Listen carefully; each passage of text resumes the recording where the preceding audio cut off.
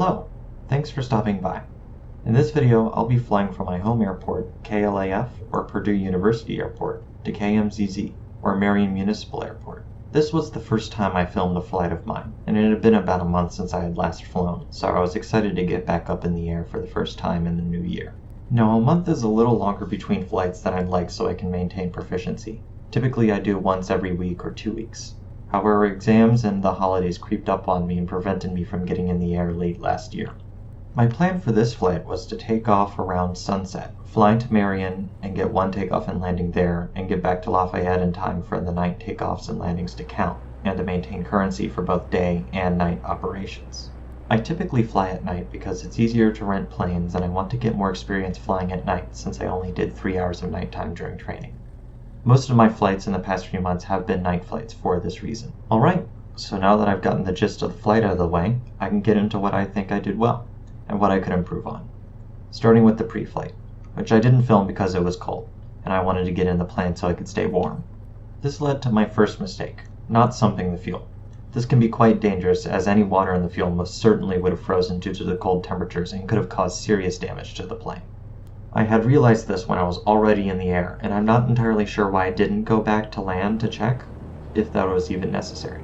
So after we saw a very lovely sunset and takeoff, I made my eastbound departure towards Marion and climbed to our cruising altitude of 3,500 feet MSL.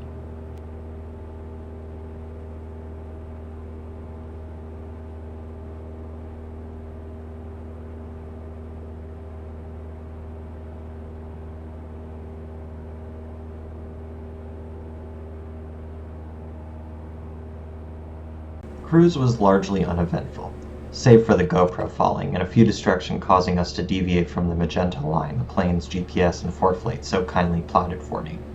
These deviations were largely just me looking down at my iPad to check for traffic I didn't see, and inadvertently pushing the yoke to cause us to move. I think the best solution to this issue is to buy a third suction cup mount for my iPad so I can look at it while maintaining visuals outside the plane.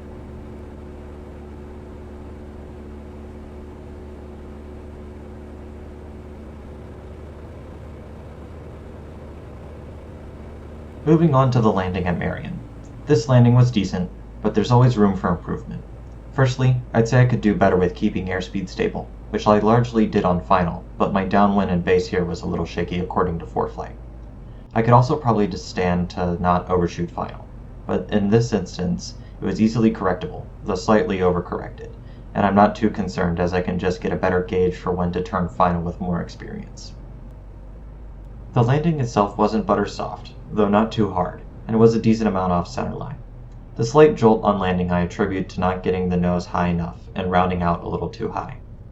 Being off centerline is a little bit more concerning though, and I think it just boils down to me overcorrecting on final and being satisfied with the landing that far off the centerline in the moment. I'll be sure to stay on centerline in the future. After a quick touch and go, we were back up in the air and headed back to Lafayette. We cruised at 3,000 feet MSL, and ATC was so kind enough to give us a straight-in approach to runway 28. This long approach and landing was largely the same as the landing at Marion. Not butter soft, but not too hard, and several feet off centerline, the remedy for these being the same as before.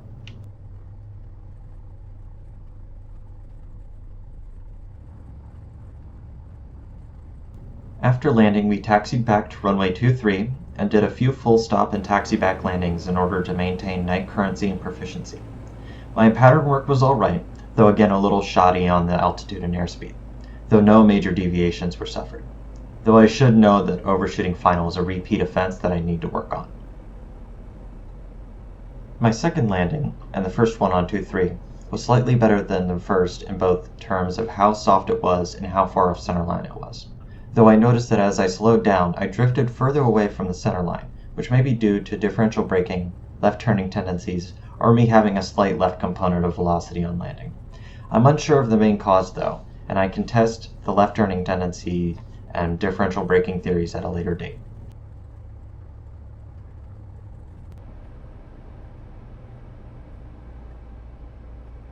Moving on to the third landing. This one I'm most proud of, as the landing was butter soft, though the same issue of drifting to the left after landing was still there. I made one more taxi back, takeoff, and landing to ensure the 3 nighttime takeoffs and landings requirement was met, This one I'll play in its entirety without providing commentary because I've already hit the same points by now. I apologize for the camera getting out of focus a little, and as always, thanks for dropping by.